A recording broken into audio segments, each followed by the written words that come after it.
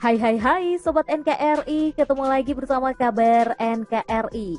Nah sobat, kita kali ini akan membongkar sisi lemah Jenderal TNI Muldoko.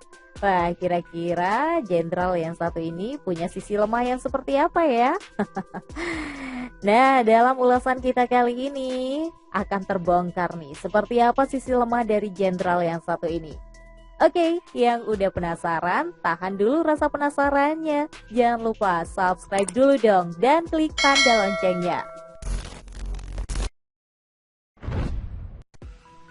Dan Sobat NKRI, terlepas dari kisruh yang terjadi antara Jenderal TNI Purnawirawan Muldoko dan Jenderal TNI Purnawirawan Susilo Bambang Yudhoyono atau SBY, kedua purnawirawan perwira tinggi TNI Angkatan Darat ini memang punya prestasi yang cemerlang loh saat mereka masih aktif sebagai prajurit.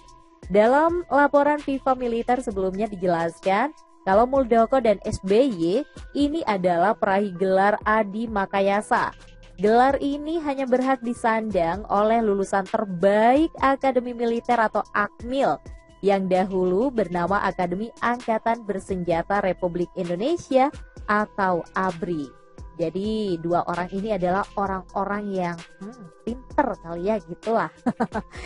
Nah, dari data lain yang dikutip FIFA Militer dari situs resmi Akademi Militer, SBY ini adalah senior dari Muldoko dan merupakan lulusan terbaik Akabri pada tahun 73. Sementara Muldoko ini merupakan alumni tahun 81. Menyandang status lulusan terbaik, Muldoko ini melewati masa dinasnya dengan sempurna ya sobat. Pria kelahiran Kediri pada 8 Juli tahun 1957 ini mampu mencapai pangkat Jenderal TNI dengan sederet posisi strategis yang pernah didudukinya. Sebagai manusia biasa, Muldoko yang dikenal sebagai sosok yang murah senyum juga ternyata punya kekurangan loh. Hal ini diungkapnya sendiri dari catatan nilainya selama menjalani pendidikan militer di Akabri. Katanya sih menurut Muldoko di sana tuh kan ada 3 penilaian. Jadi ada akademik, mental, dan fisik. Kalau akademik ya udah jelas katanya dia bisa nomor 1. Mental juga selalu mengikuti, selalu nomor 1. Nah yang satu ini fisik nih, yang katanya sih menurut dia fisiknya kurang bagus. Jadi kalau dari 30 orang paling fisik dia itu adalah orang ke-9 atau ke-10 lah kurang lebih gitu kata Pak Muldoko. Gak hanya di komando teritorial, Muldoko ini juga pernah menjadi orang nomor 1 di satuan tempur. Jadi pada 2010 silam, Muldoko ini dipercaya untuk menjabat sebagai Panglima Divisi Infanteri 1 Kostrat, Komando Cadangan Strategis Angkatan Darat.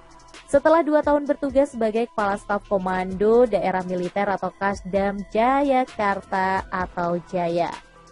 Pada 2010, barangkali menjadi yang tersibuk nih bagi Muldoko. Kenapa? Pasalnya, waktu itu Muldoko mengalami 3 kali perpindahan tugas. Wih, pindah-pindah terus. Setelah menjadi Pangdiviv 1 Kostrat, Muldoko sempat 2 kali menjabat sebagai Panglima Komando Daerah Militer atau Pangdam. 2 komando daerah militer atau Kodam yang pernah dipimpinnya adalah Kodam 12 Tanjung Pura dan Kodam 3 Siliwangi. Setelah itu, Muldoko juga sempat loh menduduki posisi Wakil Gubernur Lembaga Ketahanan Nasional atau Lemhanas sebelum akhirnya ditunjuk menjadi Wakil Kepala Staf TNI Angkatan Darat atau Wakasat pada 2013.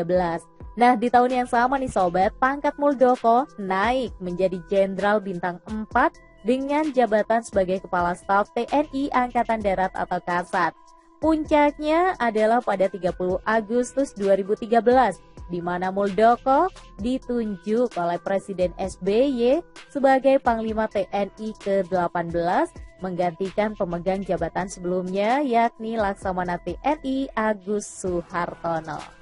Wih, luar biasa ya, ternyata di setiap banyak kelebihan yang dimiliki oleh seseorang pastilah ada sisi lemahnya. Seperti itu juga sisi lemah dari Jenderal TNI Muldoko. Tapi dengan prestasi yang luar biasa, kayaknya sisi lemahnya bisa tertutupi ya. Jadi Inilah dicontoh gitu ya, yang seperti ini. Sisi lemah boleh ada, tapi harus bisa ditutupi dengan prestasi yang gemilang. Oke deh, sampai di sini dulu informasi dari kabar NKRI. Sampai ketemu lagi dengan kabar militer lainnya di kabar NKRI. Sampai jumpa.